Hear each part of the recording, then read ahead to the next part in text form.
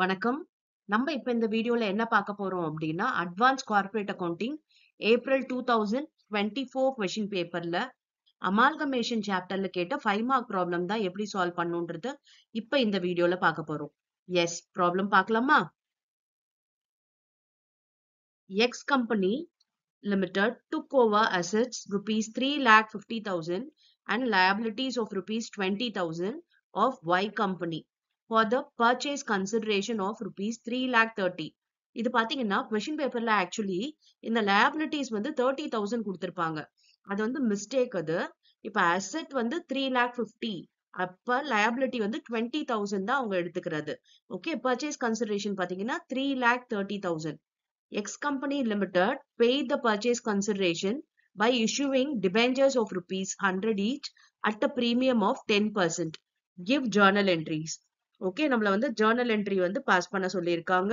இது வந்து ரொம்ப ஈஸியான ப்ராப்ளம் தான். 5 மார்க்ல கேட்டிருக்காங்க. ஜஸ்ட் ஒரு 3 journal entry பாஸ் பண்ணோம்னா இந்த ஈஸியா 5 மார்க்ஸ் ஸ்கோர் பண்ணிட முடியும்.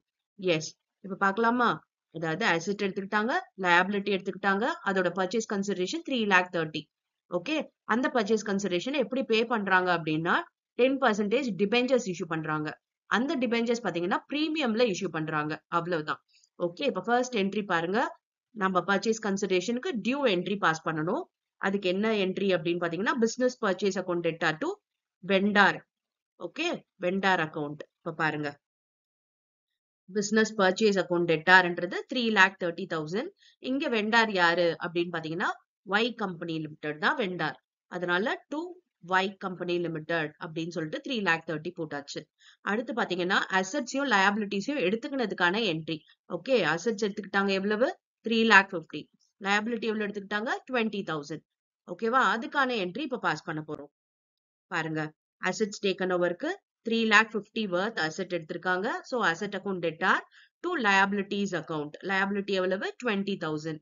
பர்ச்சேஸ் கன்சிடரேஷன் எவ்வளவு அப்படின்னு பாத்தீங்கன்னா 3,30,000. ஓகேவா? இதுதான் வந்து அசெட்ஸ் அண்ட் லயபிலிட்டிஸ் எடுத்துக்கிட்டதுக்கான என்ட்ரி. இப்ப நெக்ஸ்ட் என்ட்ரி என்ன அப்படின்னா பர்ச்சேஸ் கன்சிடரேஷனை பே பண்றதுக்கான என்ட்ரி.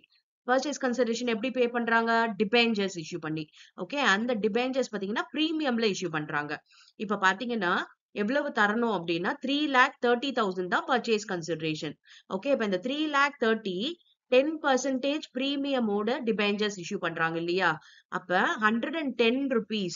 ஓகே, பிரீமியம்ன்றதுனால 100 plus 10, 110 rupees. அப்ப இந்த 3,30,000 divided by 110 போட்டோம் அப்படின்னா எத்தனை நம்பர் ஆஃப் டிபெஞ்சர்ஸ் இஷ்யூ பண்ணா போதும் அப்படின்னு பாத்தீங்கன்னா 30,000 இஷ்யூ பண்ணா போதும். ஓகே, இப்ப பாருங்க, அதுக்கான என்ட்ரி தான் இது.